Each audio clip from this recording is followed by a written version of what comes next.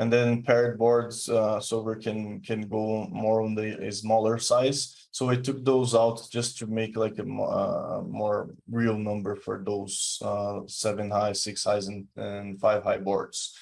So yeah, from this, I think that's it. If you guys notice anything, if I missed something, just let me know, but we will have more of this ahead. So what I did, I put all the range composition and the difference between solver and population subet.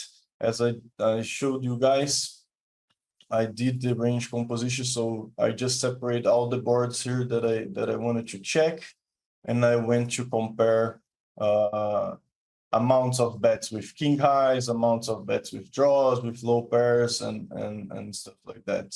That one was the overall. So if we select everything, should match like 63.52. Yeah, 63.52. So that's where I get those numbers to input here. But yeah, just comparing hand category now from C betting strategy. We see that like overall in all the boards are okay for king highs. They are C betting close to the solver.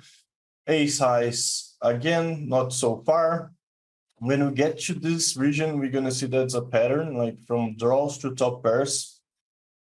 Most of the boards, they're gonna go over what solver is doing